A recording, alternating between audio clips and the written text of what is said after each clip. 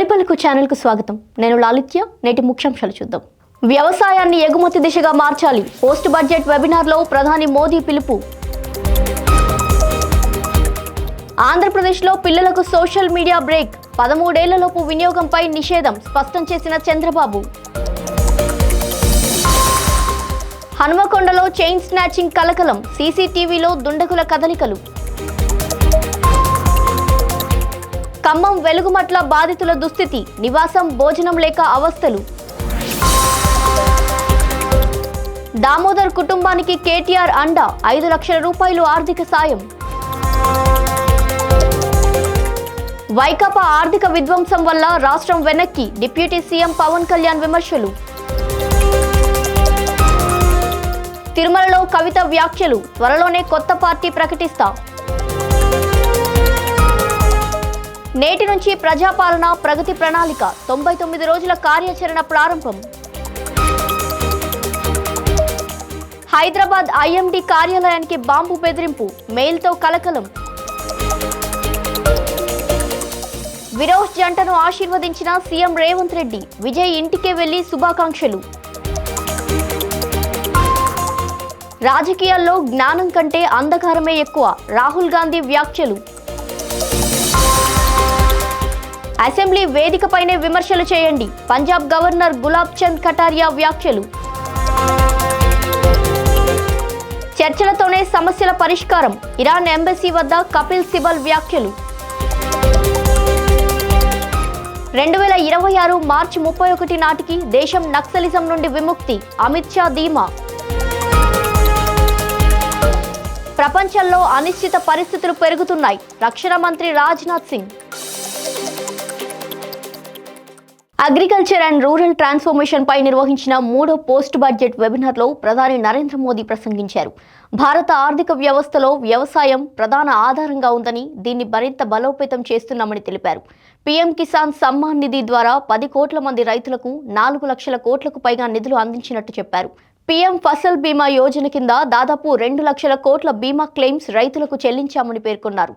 భారత వ్యవసాయాన్ని ఎగుమతి దిశగా మార్చి అధిక విలువ కలిగిన పంటల ఉత్పత్తిని పెంచాల్సిన అవసరం ఉందన్నారు మోదీ.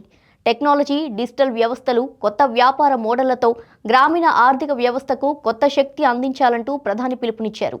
ఆంధ్రప్రదేశ్లో 13 ఏళ్లలోపు పిల్లలకు సోషల్ మీడియా వినియోగాన్ని బ్యాన్ చేస్తూ సీఎం చంద్రబాబు నాయుడు అసెంబ్లీలో ప్రకటించారు. ఈ నిర్ణయాన్ని 90 రోజుల్లో అమలు చేసేలా చర్యలు తీసుకుంటామని చంద్రబాబు ప్రకటించారు. చిన్నారులపై సోషల్ మీడియా ప్రభావం తగ్గించడమే ప్రభుత్వ ఉద్దేశమని ఆయన స్పష్టం చేశారు. అలాగే 13 నుండి 16 ఏళ్ల మధ్య వయసున్న పిల్లలపైన నియంత్రణలు విధించే అంశాన్ని పరిశీలిస్తున్నట్టు తెలిపారు. ఇక ఇదే సమయంలో కర్ణాటక ప్రభుత్వం కీలక నిర్ణయం తీసుకుంది.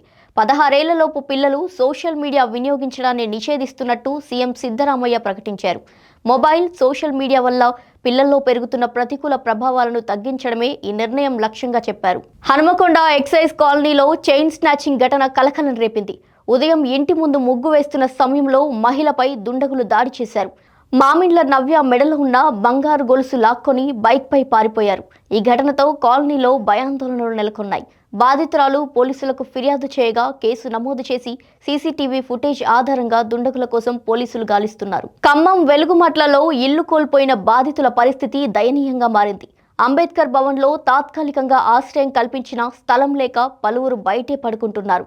సుమారు 900 మంది బాధితులకు ప్రభుత్వం కనీస వసతులు కూడా కల్పించలేదని ఆరోపణలు వస్తున్నాయి.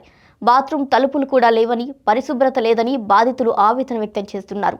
ఇళ్ల నుండి కట్టుబట్టలతో బయటకు వచ్చిన వారు చెట్ల కింద, ఆటో ట్రాలీల్లో తలదాచుకుంటున్నారు. ఈ క్రమంలో పువ్వాడ ఫౌండేషన్ ఆధ్వర్యంలో పువ్వాడ నరేన్ భోజనం మెడికల్ క్యాంప్ ఏర్పాటు చేశారు. సీనియర్ వీడియో జర్నలిస్ట్ దామోదర్ కుటుంబానికి బీఆర్ఎస్ వర్కింగ్ ప్రెసిడెంట్ కేటీఆర్ అండగా నిలిచారు. ఇచ్చిన హామీ మేరకు 5 లక్షల రూపాయలు ఆర్థిక సాయాన్ని అందజేశారు. కేటీఆర్ తరపున కూకట్పల్లి ఎమ్మెల్యే మాధవరం కృష్ణారావు దామోదర్ ఇంటికి వెళ్లి కుటుంబ సభ్యులకు చెక్కును అందించారు. డిసెంబర్ 5 జీడిమెట్లలో దామోదర్కు గుండెపోటు రావడంతో ఆసుపత్రిలో చికిత్స పొందుతూ మృతి చెందారు. ఆ సమయంలో కేటీఆర్ స్వయంగా వెళ్లి కుటుంబాన్ని పరామర్శించి అండగా ఉంటారని హామీ ఇచ్చారు.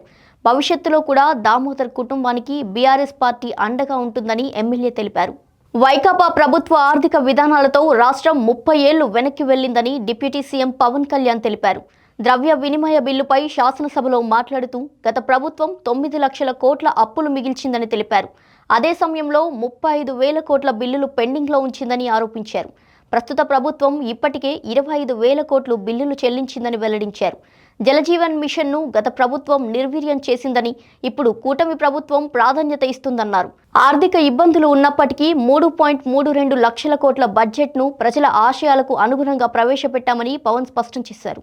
తెలంగాణ జాగృతి అధ్యక్షురాలు కల్వకుంట్ల కవిత తిరుమల శ్రీవారిని దర్శించుకున్నారు. శుక్రవారం వేకువజామున భర్తతో కలిసి శ్రీవారి అభిషేక సేవలో పాల్గొన్నారు. ఢిల్లీ మద్యం కేసులో క్లీన్ చిట్ రావడంతో మొక్కు తీర్చుకునేందుకు కాలినడకన ఆమె తిరుమలకు వచ్చినట్టు తెలిపారు. 4 ఏళ్లుగా ఎదుర్కొంటున్న మనోవేదనకు శ్రీవారి దయతో ముగింపు లభించిందన్నారు. ఇదే సందర్భంలో మరో 2 నెలల్లో తెలంగాణలో కొత్త రాజకీయ పార్టీ స్థాపించనున్నట్టు ప్రకటించారు. కులం, మతం తేడాలు లేకుండా ప్రజలకు సేవ చేసే పార్టీగా అది ఉండబోతుందని కవిత స్పష్టం చేశారు. రాష్ట్రంలో నేటి నుండి జూన్ 12 వరకు ప్రజాపాలన ప్రగతి ప్రణాళిక పేరిట 99 రోజుల కార్యాచరణను ప్రభుత్వం ప్రారంభించింది. సీఎం రేవంత్ రెడ్డి నేతృత్వంలో మూడోసారి ఈ కార్యక్రమాన్ని ప్రతిష్టాత్మకంగా నిర్వహిస్తున్నారు. రాష్ట్ర ఆవిర్భావ వేడుకలకు ముందస్తు ఉత్సవంగా ఈ కార్యక్రమాలను చేపట్టాలని ప్రభుత్వం నిర్ణయించింది. గ్రామ, వార్డు సభల ద్వారా ప్రజా సమస్యలను తెలుసుకొని పరిష్కరించడంపై ప్రత్యేక దృష్టి సారించనున్నారు. గ్రామ స్థాయి నుండి రాష్ట్ర స్థాయి వరకు 5 దశల్లో అన్ని శాఖలతో ప్రత్యేక కార్యక్రమాలు నిర్వహించనున్నారు. అన్ని జిల్లాల కలెక్టర్లు, ప్రభుత్వ విభాగాల కార్యదర్శులు ఈ కార్యక్రమంలో భాగస్వాములు కానున్నారు. ప్రభుత్వ కార్యాలయాలలో పెండింగ్లో ఉన్న దస్త్రాలను పరిష్కరించడం పైన ప్రత్యేక చర్యలు తీసుకోనున్నారు. ప్రభుత్వ పథకాలను ప్రజలకు చేరవేసేలా విస్తృత అవగాహన కార్యక్రమాలు నిర్వహించనున్నారు. హైదరాబాద్లోని ఐఎండీ కార్యాలయానికి బాంబు బెదిరింపు మెయిల్ రావడంతో ఒక్కసారిగా కలకలం రేగింది. కార్యాలయంలో 14 ఆర్డీఎక్స్ బాంబులు అమర్చినట్టు గుర్తు తెలియని దుండగులు మెయిల్ పంపారు. మెయిల్ అందుకున్న వెంటనే ఐఎండీ సిబ్బంది అప్రమత్తమై పోలీసులకు సమాచారం ఇచ్చారు. ఘటనా స్థలానికి చేరుకున్న పోలీసులు ఉద్యోగులను వెంటనే సురక్షిత ప్రాంతాలకు తరలించారు. బాంబ్ స్క్వాడ్ సహాయంతో కార్యాలయంలోని ప్రతి గదిని జాగ్రత్తగా తనిఖీ చేశారు. అయితే ఈ బెదిరింపు నిజమా లేక ఎవరో చేసిన తప్పుడు హెచ్చరిక అన్నదానిపై పోలీసులు విచారణ కొనసాగిస్తున్నారు. టాలీవుడ్ స్టార్ జంట విజయ్ దేవరకొండ, రష్మిక మందన ఇటీవల వైవాహిక బంధంలోకి అడుగుపెట్టిన సంగతి తెలిసిందే. ఫిబ్రవరి 26 రాజస్థాన్ ఉదయ్పూర్లోని ఐటీసీ మొమెంటో హోటల్లో వీరి వివాహం ఘనంగా జరిగింది. మార్చి 4 హైదరాబాద్ తాజ్ హోటల్లో సినీ, రాజకీయ ప్రముఖుల కోసం రిసెప్షన్ వేడుక ప్రత్యేకంగా నిర్వహించారు. అయితే ఢిల్లీ పర్యటనలో ఉండడం వల్ల ఆ రిసెప్షన్కు సీఎం రేవంత్ రెడ్డి హాజరు కాలేకపోయారు. అనంతరం విజయ్ నివాసానికి స్వయంగా వెళ్లి కొత్త జంటను ఆశీర్వదించి శుభాకాంక్షలు తెలిపారు.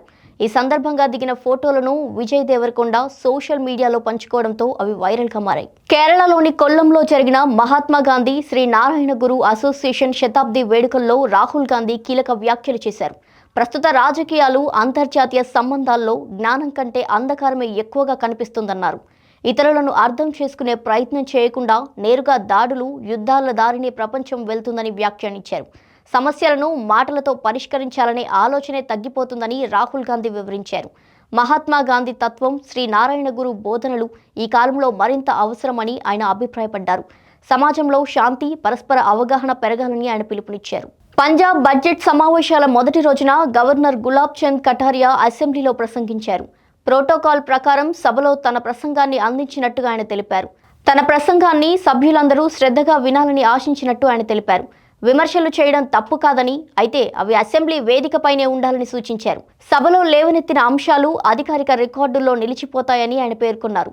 అందుకే ప్రజా సమస్యలను సభలోనే ప్రస్తావించడం మరింత విలువైనదిగా గవర్నర్ కటారియా స్పష్టం చేశారు.